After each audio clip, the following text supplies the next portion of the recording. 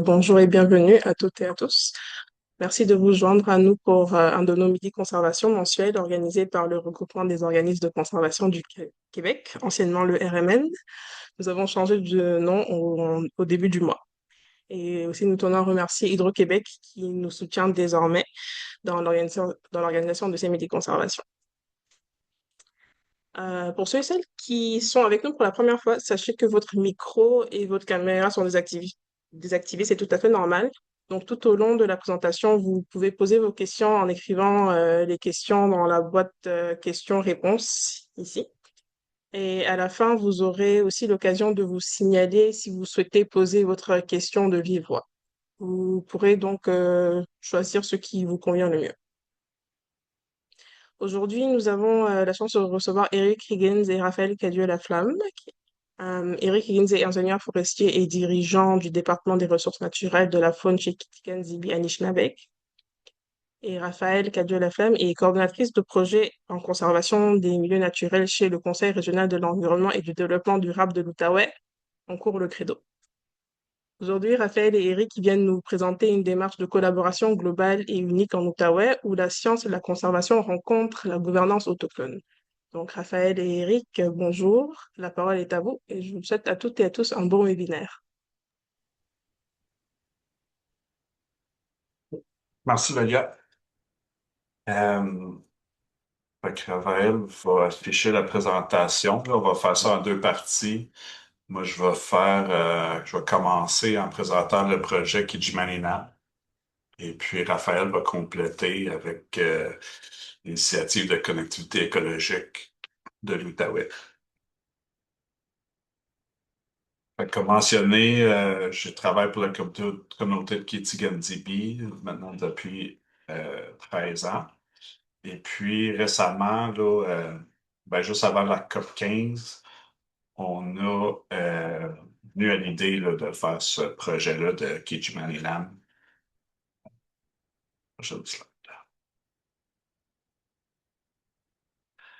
Alors, ça a commencé, tu sais, l'historique de la conservation chez les Anishinabés date des millénaires. Mais dans notre département, plus précisément, là, on travaille depuis un bout de temps de s'impliquer au niveau régional pour devenir tu sais, des leaders en conservation, puis apporter les connaissances puis les habiletés des membres de la communauté dans un contexte plus régional. Alors, lors d'une rencontre, là, on l'a appelé le mini COP 15 qu'on a eu à Gatineau juste avant la COP 15 de Montréal, où ce qu'on a rassemblé tu sais, des acteurs municipaux, des groupes de conservation et la communauté de Kitigan-Zibi également. Puis à ce moment-là, on a entendu parler de plein de projets qui se passaient en Outaouais en conservation. Puis on s'est aussi dit là, que ces projets-là, souvent, on n'entend pas parler des différents organismes entre eux. Alors, ça serait bien qu'on se parle tout ensemble pour tu sais, regrouper nos expertises, puis nos capacités, puis avoir une vision commune là, pour la protection de la biodiversité en Outaouais. Fait que c'est un peu ça l'objectif du projet. C'est sous le leadership de Kitigan-Zibi, mais en collaboration avec les MRC de la région, les universités, les groupes académiques, les groupes de conservation et les acteurs du milieu. Fait que c'est vraiment un projet qui, qui apporte beaucoup de gens ensemble. Et si la photo, c'était pris la journée qu'on avait du launch du projet. C'est une belle journée ensoleillée à Kitigan-Zibi qu'on a rassemblé plein de différents acteurs du milieu. Fait que ça démontre bien la nature de l'initiative.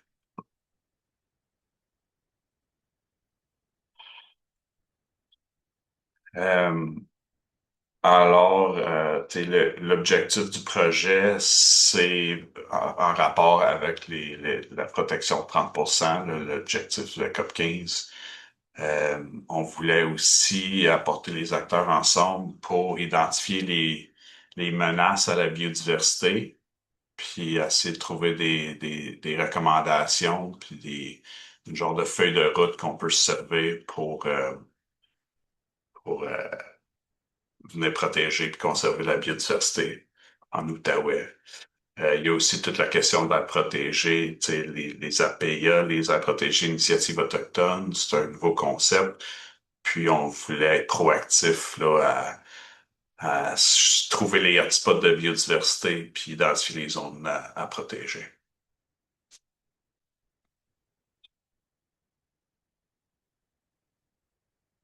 Alors, tu sais, il y a comme plusieurs étapes là, du projet, comme si ça a commencé environ en 2024.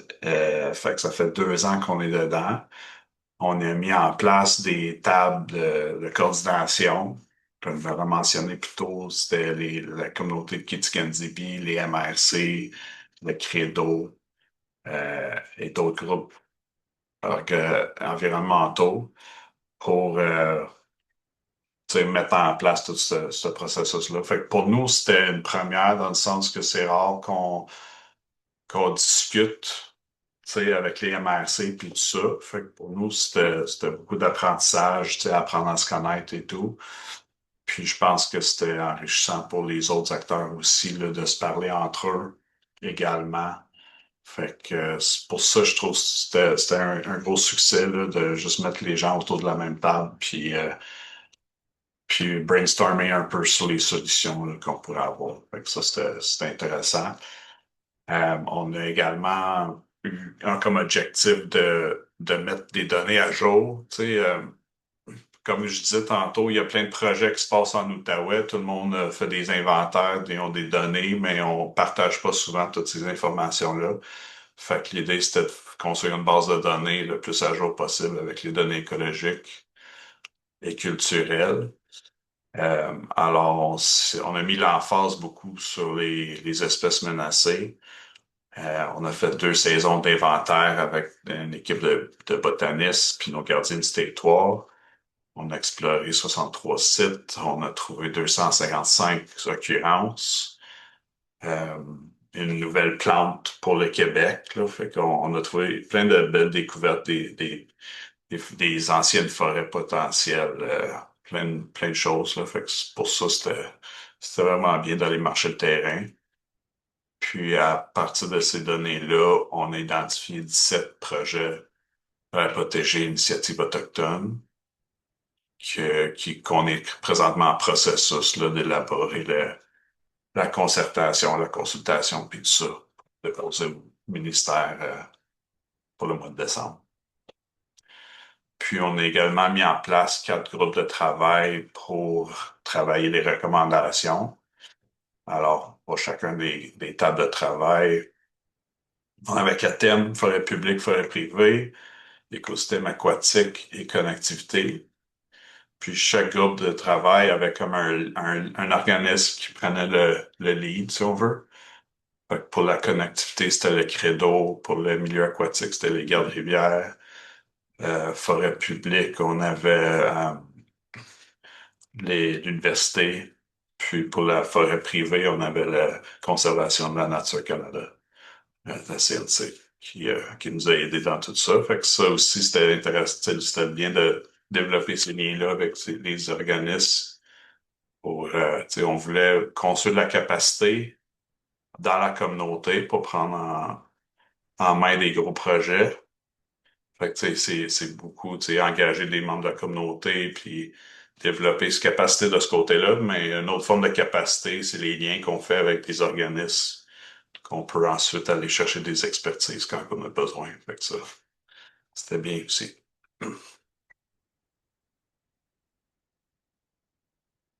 On parlait de données. Alors, on a développé un outil de potentiel d'occurrence d'espèces menacées et vulnérables. Il existe déjà, des modèles QH là, pour différentes plantes et espèces, mais nous, c'était un outil qui amalgamait toutes les espèces menacées en Outaouais. Puis en Outaouais, on est très riche en espèces menacées. Je pense qu'il y a une 140aine de plantes rares, puis je crois autour de 80 espèces fauniques rares. Alors, notre carte, c'était de mettre toutes ces avec l'aide des experts en biodiversité, on a fait une délimitation de zones potentielles. C'est assez finement, là, la méthodologie, c'est qu'on a pris le territoire, on a mis un quadrillé de 3 km par 3 km. Et puis pour chaque carré, avec les experts, on a regardé c'était où les endroits selon leurs expériences terrain, qu'on avait des bonnes chances de trouver des espèces menacées. Puis quand on a testé l'outil, là, on arrivait à environ 80% de taux de succès. Fait que c'est quand même un bon outil, là, puis on va continuer à le valider.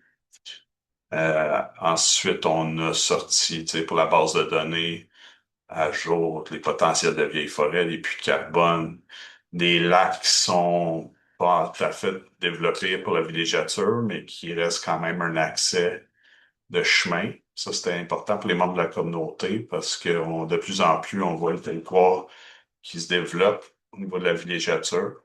Alors, on voulait garder certains lacs intacts, mais accessibles. Aussi, une couche de représentativité par rapport aux écosystèmes qui sont déjà pris en compte dans les aires protégées actuelles. Alors, pour voir, tu sais, si les écosystèmes qui sont peut-être moins représentés, une couche de boulot à canaux, une couche de connectivité, puis des données sur tu sais, les plans d'aménagement forestier, les titres miniers, les barrages existants, etc. Fait on s'est monté une bonne base de données qui va nous servir dans le futur. Ensuite, pour les aires protégées, lors du dépôt de projet, je crois que c'était octobre 2024, on venait de démarrer le projet. Fait qu'on n'avait pas encore tout fait nos inventaires puis nos données et tout ça, mais malgré ça, on a déposé 9 projets, des endroits qu'on connaissait déjà. Et puis, on est actif là, dans les tables de concertation des aires protégées qui sont encore en cours. Et puis, avec les inventaires et les travaux géomatiques qu'on a faits, on a pu identifier d'autres secteurs qu'on va proposer comme APIA pour, euh, pour le mois de décembre.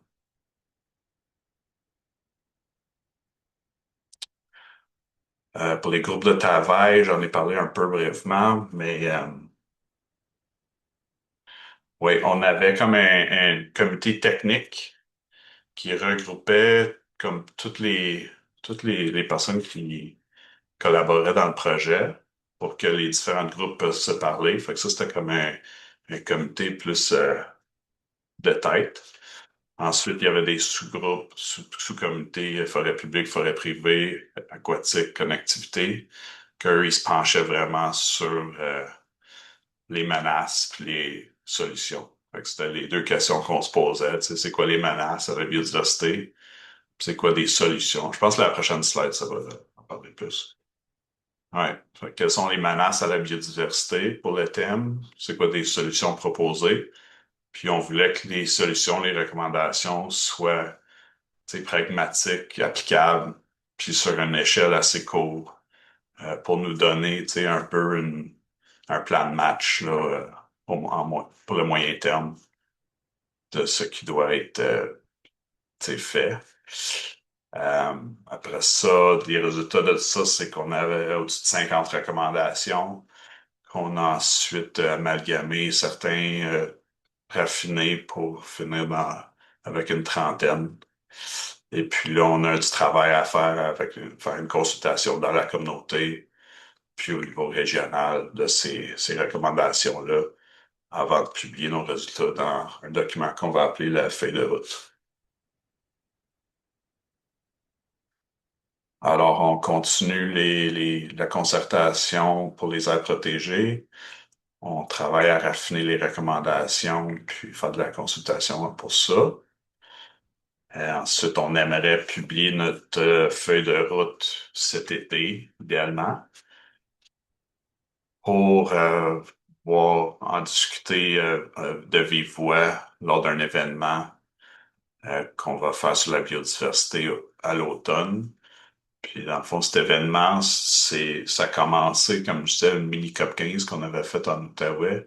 Puis à chaque année depuis ce temps-là, on le refait tous les années. Puis comme ça, tous les acteurs sont là en personne. Puis on peut avoir des belles discussions, puis développer des liens avec les différents organismes. Fait qu'on continue ce travail-là avec le Credo qui nous supporte beaucoup dans tout ça.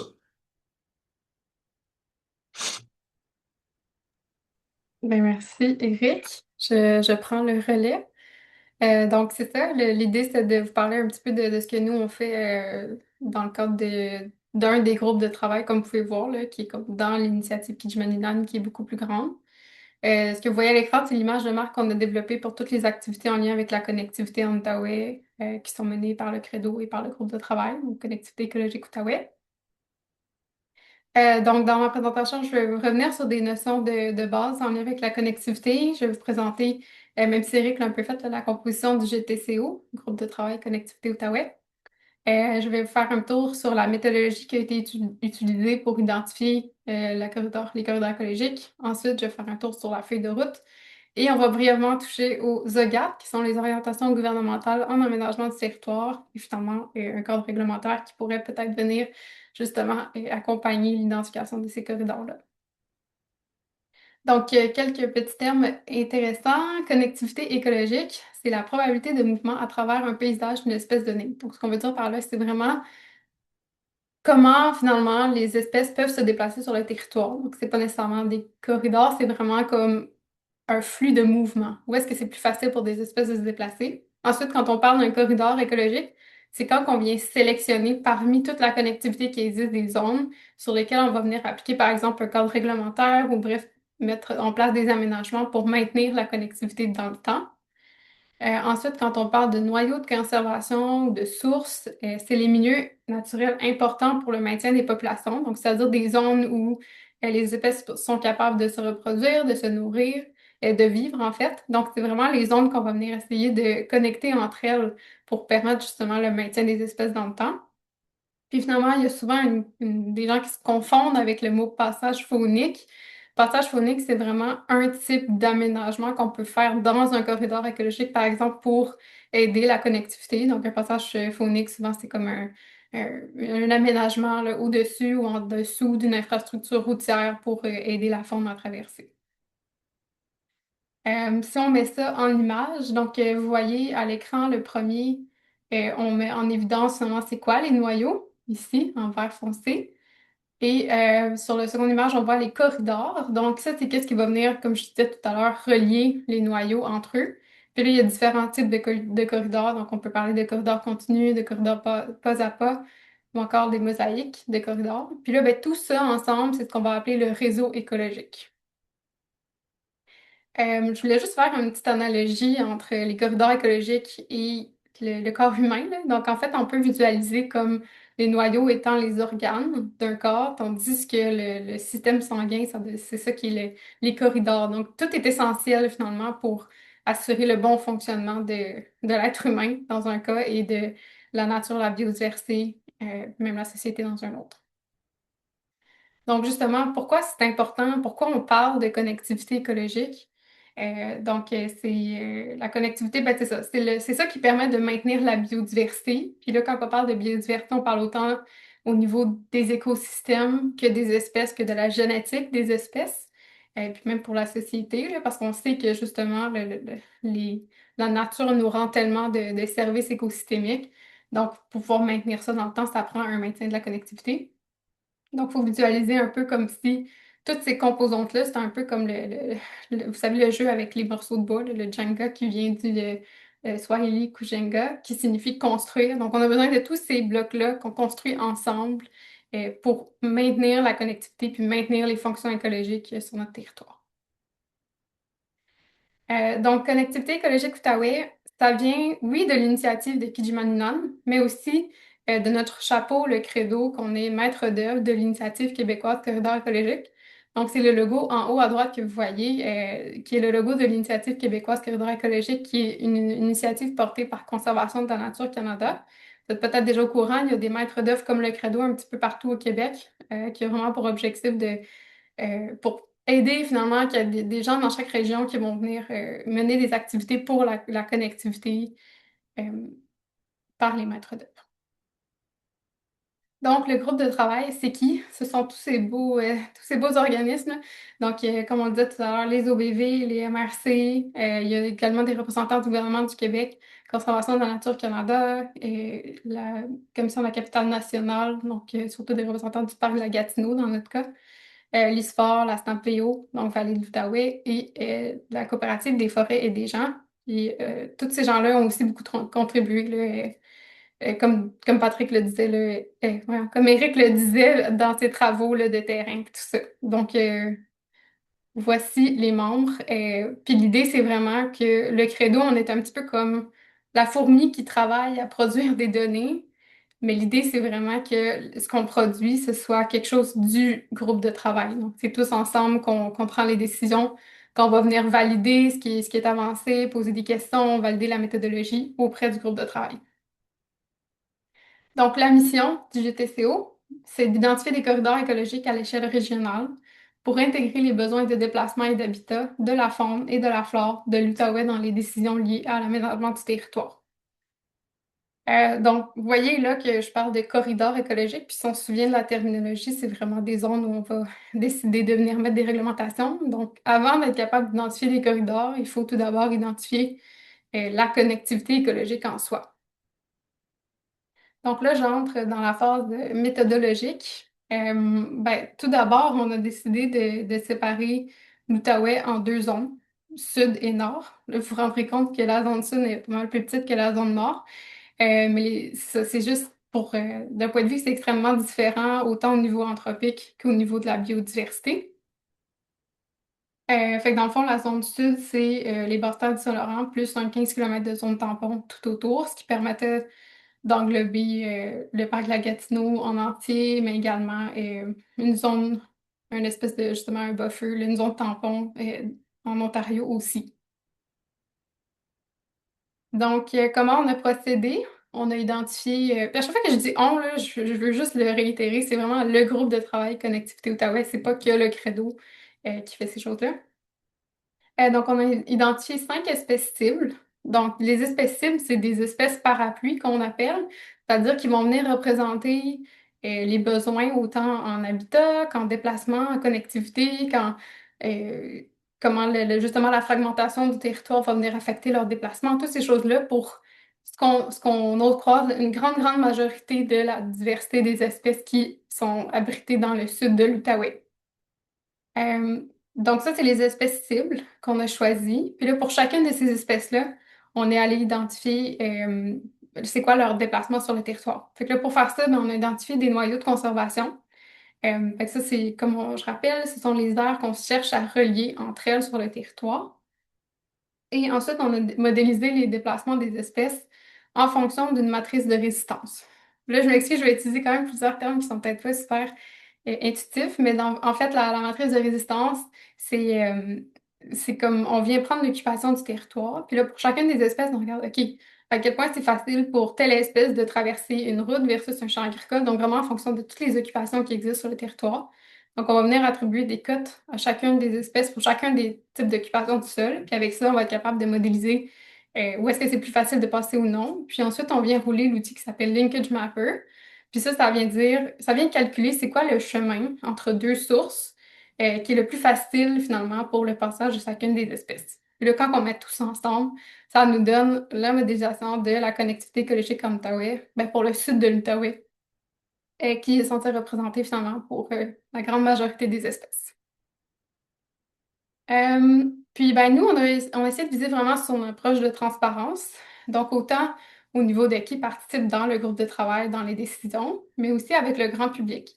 Donc, on a réalisé, après qu'on a eu une première version de nos corridors, on a réalisé 3 ateliers de cartographie participative dans le sud de l'Outaouais en présentiel. Puis, on a également réalisé un webinaire qui venait présenter un peu comme je fais aujourd'hui la méthodologie suivie d'un atelier de cartographie participative en ligne.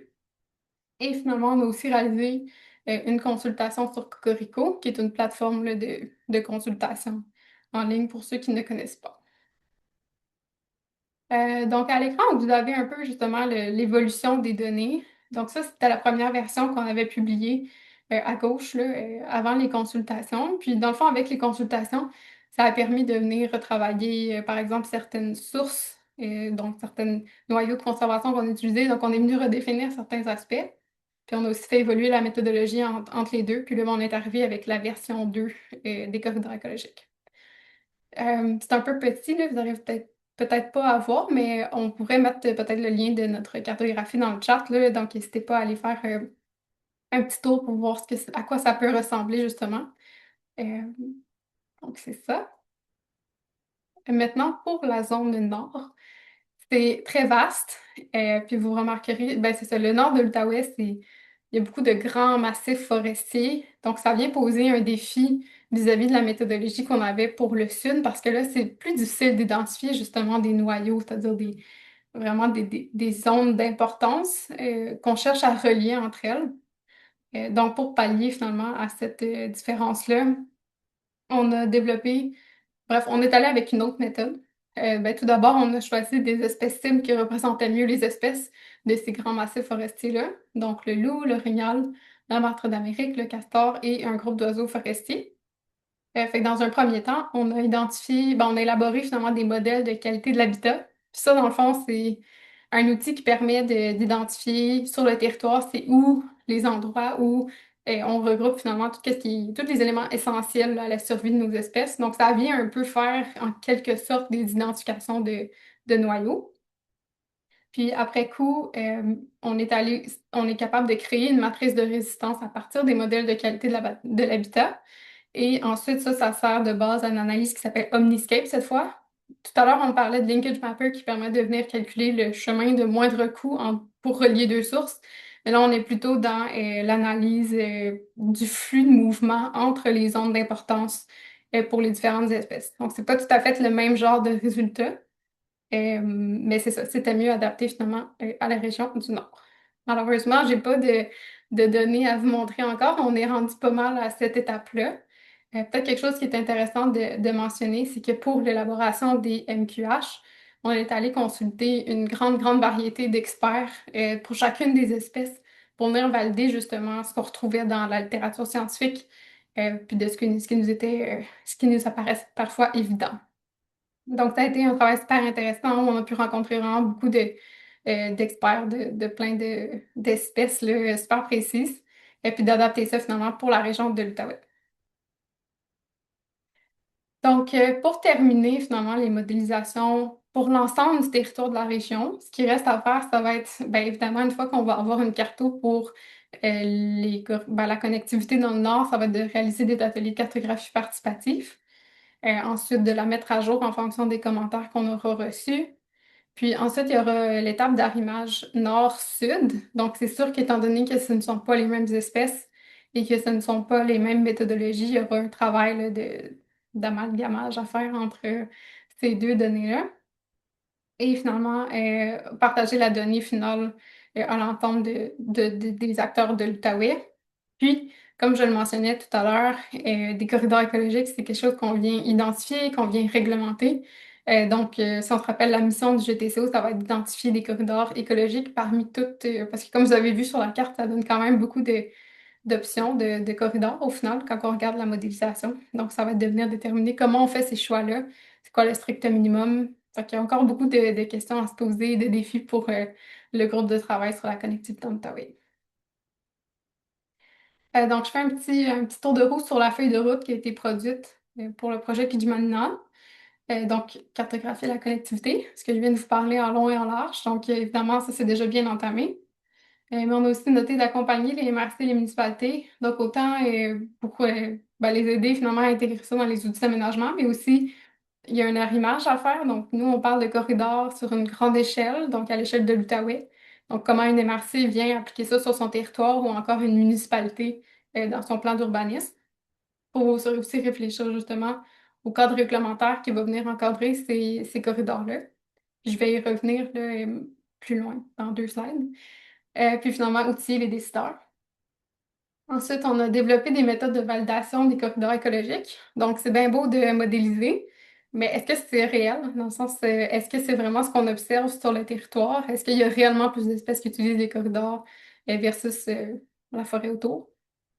Sensibilisation et mobilisation du grand public. C'est sûr qu'il y a des gens qui vont se retrouver dans des corridors écologiques. Donc, c'est quoi la perception des gens vis-à-vis de ça? Qu'est-ce qu'eux peuvent faire pour participer finalement au maintien de la connectivité? Et finalement, ben pas finalement en fait, action de restauration de conservation de la connectivité. Donc, il y a des endroits où la connectivité, on va parler de goulot d'étranglement, là. Donc, s'il y a des corridors, puis il reste juste un tout petit endroit où le corridor peut passer, puis c'est comme quand même difficile. Donc, des fois, ça va être de venir faire vraiment attention à ces zones-là, ou encore de restaurer pour permettre une meilleure connectivité. Ou des fois, c'est même de restaurer la connectivité quand il n'y en a plus à certains endroits en faisant des aménagements, des plantations ou peu importe.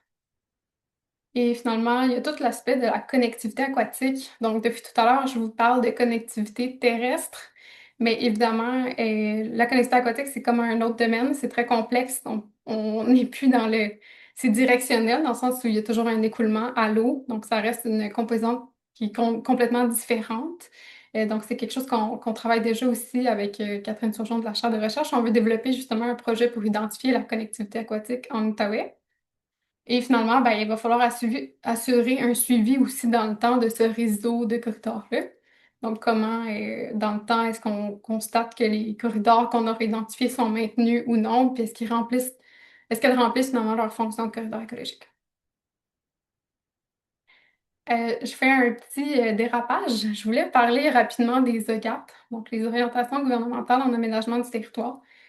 Pour ceux qui ne savent pas ce que c'est, dans le fond, c'est le ministère des Affaires municipales et de l'Habitation, le MAMACH, qui vient élaborer ces espèces de grandes lignes directrices de comment on va développer notre territoire au Québec.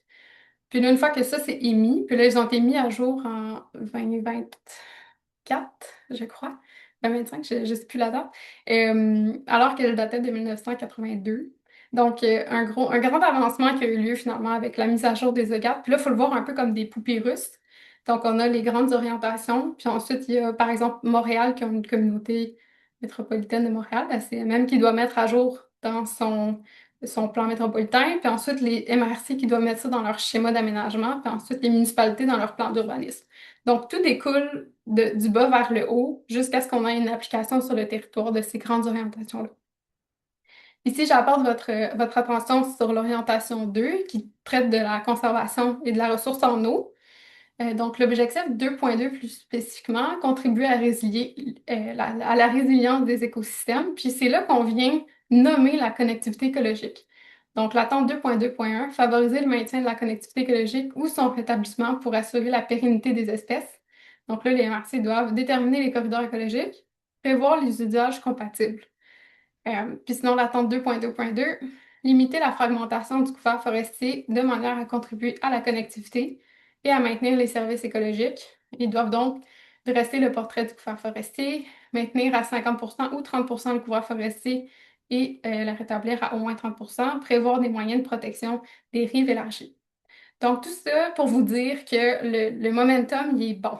Les MRC ont le devoir d'intégrer les corridors écologiques dans leur schéma d'aménagement, ce qui va donc venir définir le développement du territoire pour les prochaines années. C'est sûr que c'est un long processus, puis une fois que ça va dans les schémas, les MRC ont jusqu'en décembre 2027 pour les mettre à jour. Après coup, c'est sûr qu'il y a un processus d'approbation avec le ministère. Ensuite, il faut que ça découle dans les plans d'urbanisme. Donc, c'est sûr qu'on ne le verra pas nécessairement rapidement, mais au moins, on est là au bon moment pour les accompagner puis leur offrir finalement une donnée qui va être rigoureuse d'un point de vue scientifique et qui aura été concertée finalement avec les acteurs du territoire. Je touche très brièvement, je sais qu'il ne me reste plus beaucoup de temps, l'élaboration d'un cadre réglementaire. Donc, c'est sûr que c'est bien beau d'identifier des corridors écologiques sur une carte ou dans un schéma, mais ce sera quoi finalement qui va venir encadrer les activités qui vont avoir lieu dans les corridors qui sont permises ou non? Donc, en quelques étapes, là, je vais résumer très, très grossièrement, mais c'est quelque chose qu'on veut accomplir là, au cours des prochaines années avec le GTCO. Donc, ça va être de faire une revue de la littérature pour l'identification des pratiques compatibles avec le maintien de la connectivité écologique selon les différentes activités du territoire. Donc, regardez qu'est-ce qui existe qui nous dit quand on fait ça, c'est correct, ça permet le maintien de la connectivité versus non, ça va vraiment venir nuire au maintien de la connectivité. et le faire par différents secteurs d'activité. Sinon, traduction en règlement. Donc, une fois qu'on sait justement c'est quoi ces activités-là, comment qu'on met ça en règlement, fait que c'est comme traduire dans le sens où c'est pas exactement le même langage. Ensuite, concertation avec des experts en connectivité et des différents secteurs d'activité qui sont concernés. Donc, c'est sûr qu'il faut rester réaliste, puis ce qu'on aimerait versus qu'est-ce qui serait l'idéal, puis qu'est-ce qui est le minimum acceptable.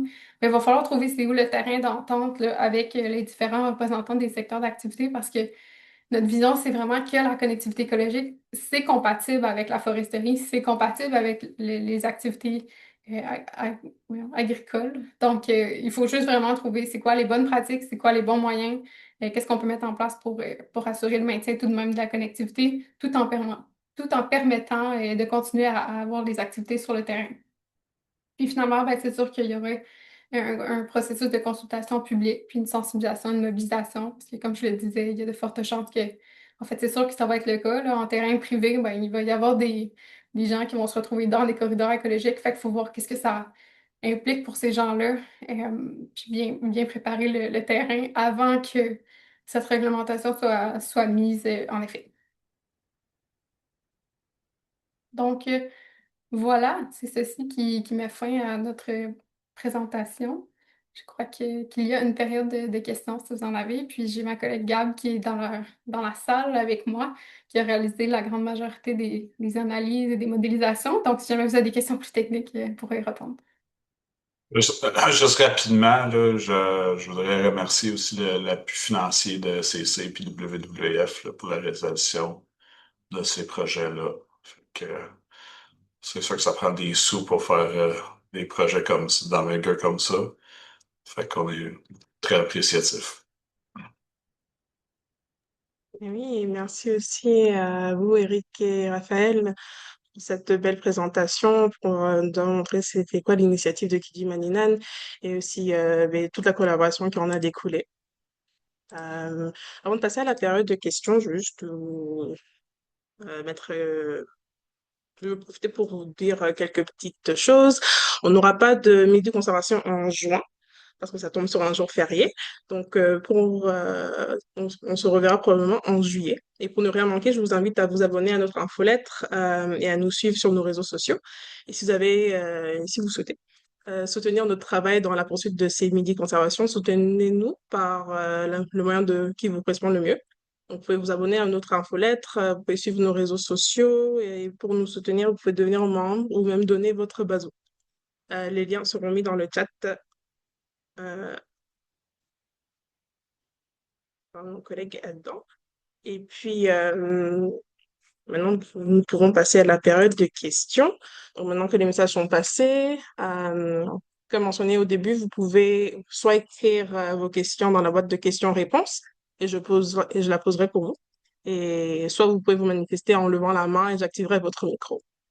Donc, d'abord, nous avons un compliment d'Alexandre Gagnon qui nous dit bravo de rendre ce travail disponible et de miser sur la transparence. Cela renforce la confiance en ces travaux. Et il demande aussi dans quel programme s'inscrivent les APIA de manière générale? Est-ce qu'il y a une connexion avec le plan nature? Ouais. Dans le fond, pour la question sur les APA, les APA, c'est un nouveau statut à protéger qui est présentement en développement. Euh, Fait que oui, il y a un lien avec le plan nature en ce qui concerne l'atteinte du 30%, parce que ça va devenir des aires protégées qui vont compter pour le pourcentage. Mais c'est des statuts qui sont pas encore élaborés. Alors, tu sais, on est un peu d'avance. On va proposer des territoires sans trop connaître là, les règles du jeu.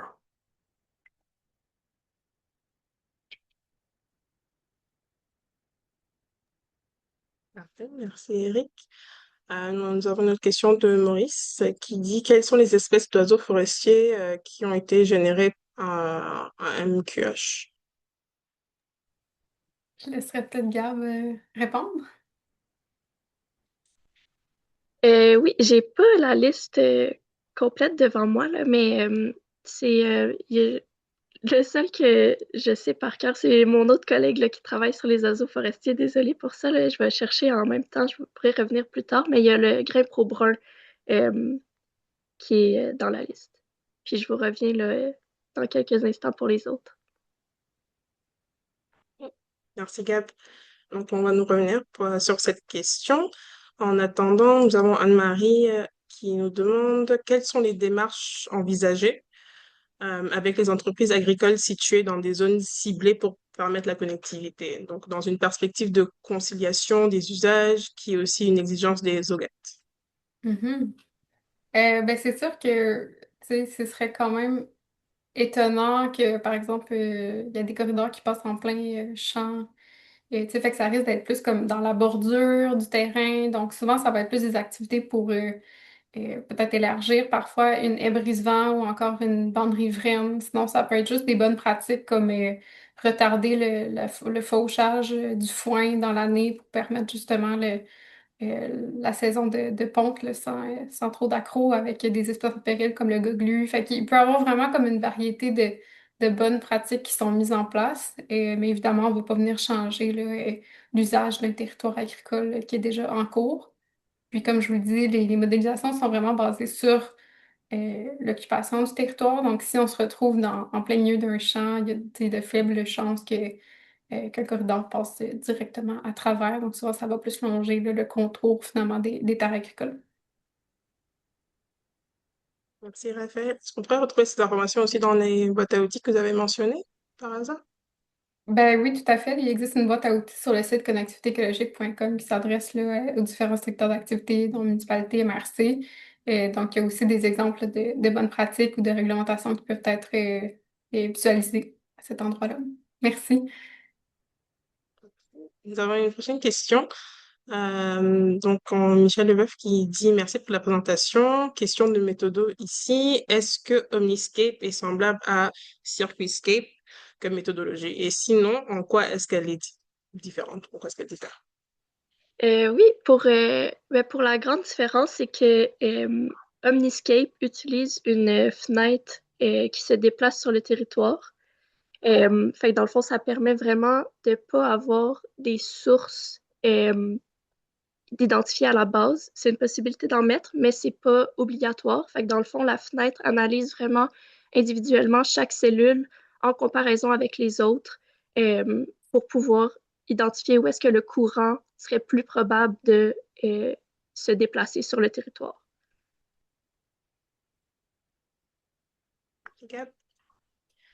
Nous avons une question anonyme. Donc, est-ce qu'il existe des possibilités de participation pour s'impliquer dans les différents groupes de travail?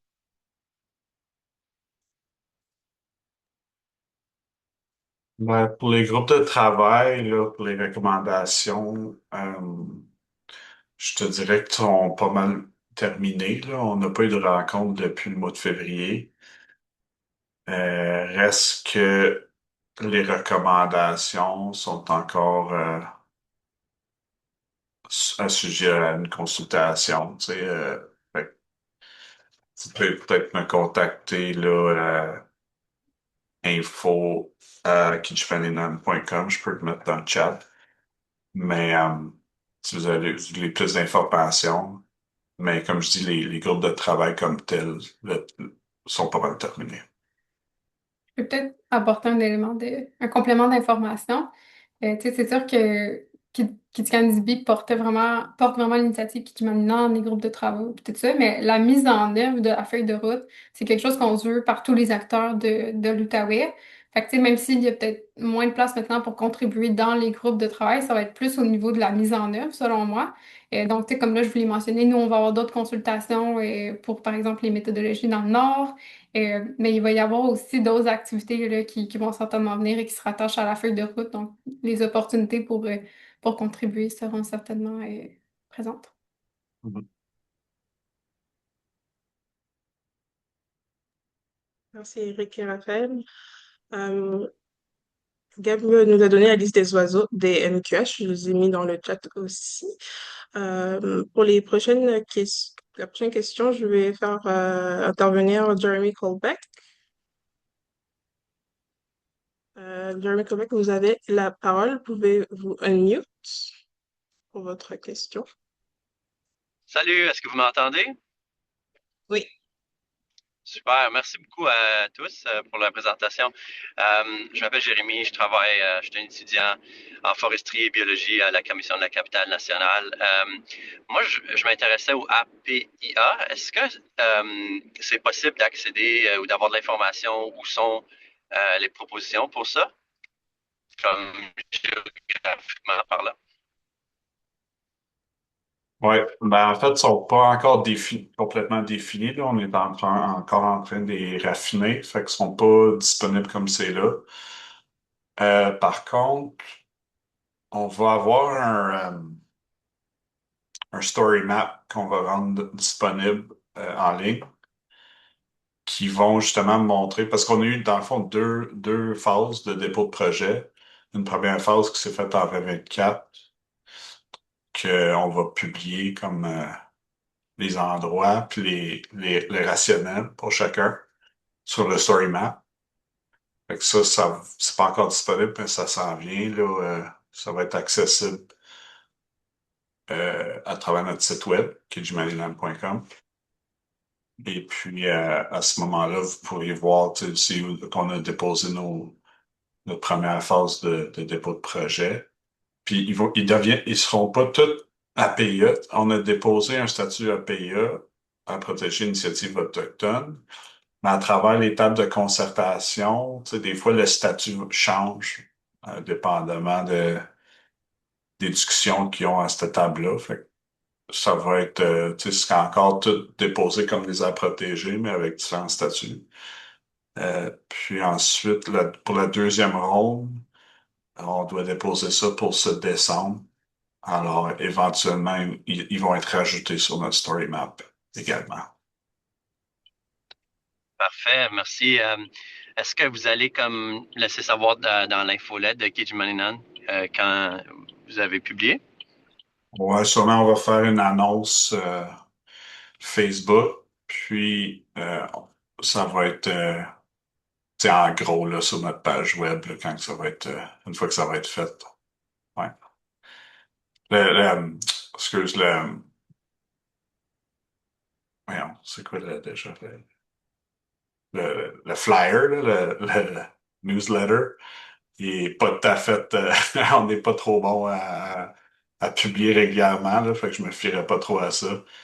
Mais vous pouvez nous suivre sur les réseaux sociaux, c'est surtout là qu'on va annoncer des choses. Puis également vérifier le site web là, de temps en temps. Merci. Merci beaucoup, Jérémy, pour ton intervention.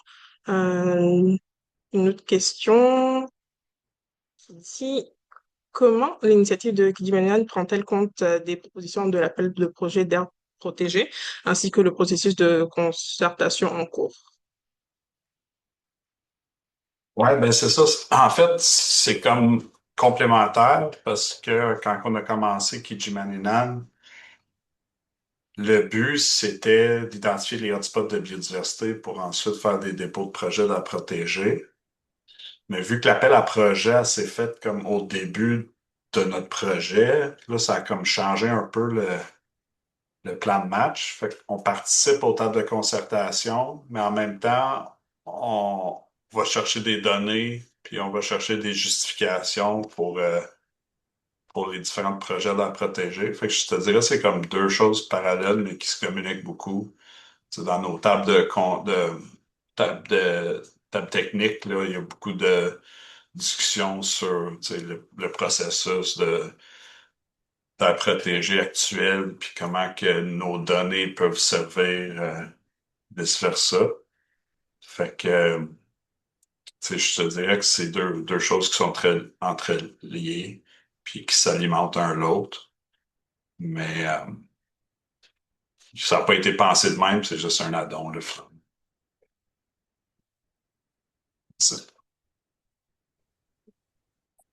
Euh, Nous avons une prochaine intervention de Maurice. Maurice, vous pouvez... Oups. Si vous, vous êtes toujours sur mute. Juste, là, vous m'entendez, j'imagine. Oui, On ça vous va, OK. entend. OK. Oui. Bon, il y a un lien évidemment très grand entre ce que vous présentez et les propositions de la protéger. Benoît Delage, dernièrement, lors d'une conférence sur les enjeux écologiques, nous a présenté une carte de tout l'Outaouais avec les aires protégées existantes et puis les aires protégées qui sont proposées également. Là-dedans, il y a deux zones qui ont été colorées, surtout dans le Pontiac, qui appelle le projet du canal général et le projet autochtone du canal général. J'imagine que je n'ai pas réussi à comprendre c'était quoi, puis je pense que Benoît ne pouvait pas l'expliquer clairement non plus. Avez-vous Ouais, je plus peux. d'informations? Ouais, Oui, certainement, je peux clarifier là-dessus. Euh, En fait, c'est ça. Fait qu'il y a deux canaux pour déposer des projets d'aire protégée. Comme vous l'avez mentionné, le canal général, que tout le monde a pu appliquer, tu sais, déposer des projets, incluant Kitikenzébi. On en a déposé des projets dans ce canal général-là. Puis à ce moment-là, il fallait statuer quel statut d'aire protégée qu'on désirait. Fait que souvent, on avait mis APIA parce que c'était quand même rapide le processus de soumission. Fait que des fois, on n'était pas sûr quel statut. Fait qu'on a mis APIA, puis ça peut changer. Ensuite, l'autre canal, c'est réservé pour les Premières Nations. Puis ça, dans le fond, c'est qu'on doit déposer des projets pour décembre 2025. Mais il faut qu'on réalise nous-mêmes la consultation publique pour avoir un rapport de consultation qui est attaché à nos projets pour connaître les préoccupations des acteurs du milieu et tout. Fait que c'est comme les deux processus parallèles. Tu sais, il y en a un pour le public, puis il y en a un pour les Premières Nations, mais on a pu déposer dans les deux canaux finalement. C'est juste le deuxième canal qui est réservé pour les Premières Nations nous donne un peu plus de temps à délimiter les endroits, puis, mais on doit faire la consultation publique de notre côté. merci. J'ai une autre question, mais pas sur le même sujet. OGAT, je ne sais pas si peut-être Raphaël qui peut répondre. Euh, Ça ressemble plus à quelque chose qui cible les zones urbaines, comme Gatineau, parce que le territoire public, c'est assez compliqué, là, ça ne relève pas nécessairement du ministère euh, des municipalités, là, c'est plus le ministère des Forêts et autres, là. Euh, Comment vous allez... faites-vous des rencontres avec la ville de Gatineau, par exemple, dans le cas de Gatineau, la grande zone urbaine qu'on a dans l'Outaouais? Ben oui, bien sûr. Donc, la ville de Gatineau fait partie du groupe de travail sur la connectivité en Outaouais, puis il faisait aussi partie du comité technique de Kijimaninan. Donc, ils sont évidemment bien au fait là, de tout ça. C'est sûr qu'en territoire public, c'est pas mal plus difficile là, de faire appliquer des règlements. En fait, c'est ça, ça passera pas par les règlements des schémas d'aménagement nécessairement. C'est sûr que dans ce qui est demandé dans les OGAT, les MRC doivent identifier les corridors écologiques sur l'ensemble de leur territoire. Donc, on ne va pas couper les corridors aux limites des terres publiques, là.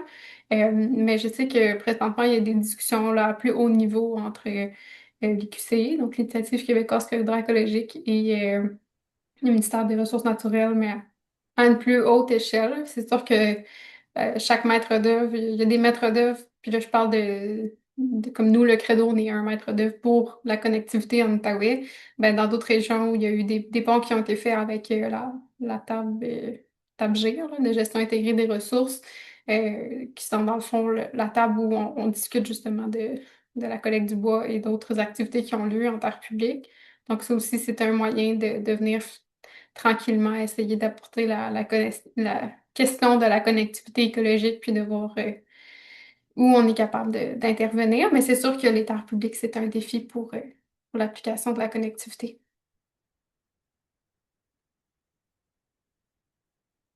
sais pas si ça répond bien à la question, surtout vis-à-vis de Gatineau, là, mais oui, Gatineau, c'est... Mais les OGAT s'appliquent à tous les territoires Oui, publics. oui, merci quand même, mais c'est parce que c'est difficile d'avoir de l'information de Gatineau là-dessus. C'est plus facile. La question des terres publiques, là, c'est plus au niveau de la table de gestion intégrée, la table GIR. Puis là, il y a des enjeux écologiques là-dessus qu'on n'a pas traités encore, qui s'appellent, évidemment, les espèces qui sont pas dérangées, mais qui ont de la difficulté avec l'aménagement forestier, les enjeux liés aux espèces sensibles à l'aménagement. Donc, c'est pour ça Mhm. que je voyais un lien également avec ça, là, puis je te comprends. Merci encore pour la réponse. Ça fait plaisir. Puis, peut-être juste une petite mention, tu sais, nous, on produit des données de connectivité. On va faire un gros travail pour identifier ce que nous, on considère comme étant les corridors écologiques à adopter, mais la décision finale va revenir au MRC tout de même. Tu sais, c'est elles qui vont faire leur propre choix là, de qu'est-ce qu'elles vont intégrer dans leur schéma d'aménagement pour les corridors écologiques. Bien entendu. Et merci Maurice pour ton intervention. Cette prochaine question nous vient de Marlene Deschet. Donc, pour la carte des corridors écologiques potentiels sud, est-ce que les données ressemblent aux données des autres données carto comme les corridors écologiques optimaux ou est-ce qu'ils sont mis en lien? Est-ce qu'ils sont mis en lien ces données? Je suis pas sûre de savoir c'est quoi la donnée des cartos, des corridors optimaux. C'est une donnée produite par une autre organisation dont on fait référence. Ah. J'invite Marilyn si... Euh, Est-ce que vous m'entendez? Oui. Oui, ben c'est ça. C'est d'autres organismes. Je sais que, mettons, il y avait CNC qui avait fait des corridors optimaux. Tu sais, il y a d'autres corridors écologiques. Je me demandais juste si les données avaient été mises en lien avec, c'est ça, les autres travaux cartographiques. Ouais, fait que dans le fond, c'est sûr que là, l'analyse qu'on réalise, nous, se veut comme un peu impartiale, là. Puis c'est sûr que chaque analyse de connectivité, enfin, avant de réaliser une analyse de connectivité, il faut identifier les objectifs. Donc, pourquoi est-ce qu'on fait cette analyse-là? Puis que selon les objectifs, ça va orienter les analyses d'une certaine façon. Par contre, ce qu'on peut faire, c'est qu'une fois qu'on a réalisé nos analyses de modélisation, c'est sûr que nous, on va comparer les résultats avec les données des autres analyses. Puis c'est sûr que s'il y a comme 5 analyses différentes qui disent toutes qu'il y a un corridor au même endroit, ben c'est sûr que ça vient apporter un poids supplémentaire finalement à certains corridors écologiques. Mais ça ne veut pas dire que nous, on va nécessairement intégrer d'emblée des corridors qui ne sont pas apparus dans notre métaux, mais qui ont été apparus dans d'autres, parce que on veut que ça reste des choix scientifiques et non pas ponctuels selon d'autres méthodologies. Donc, que ça reste rigoureux d'un point de vue scientifique.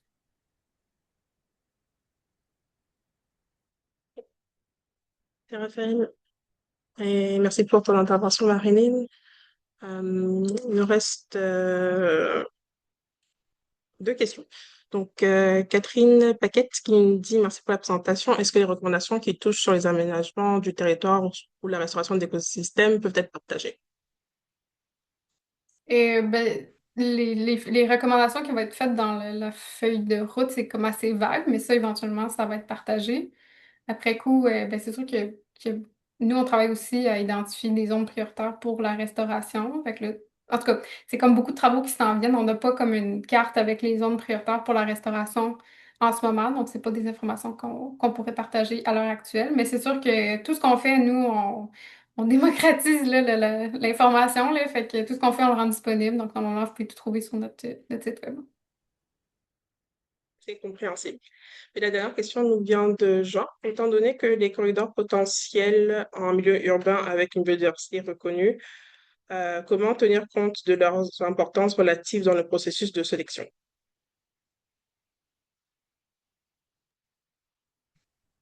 Euh, ben, c'est sûr que dans le fond, il y a tout un processus, comme je vous disais, pour aller identifier des corridors écologiques parmi le réseau, ben, la modélisation de la connectivité.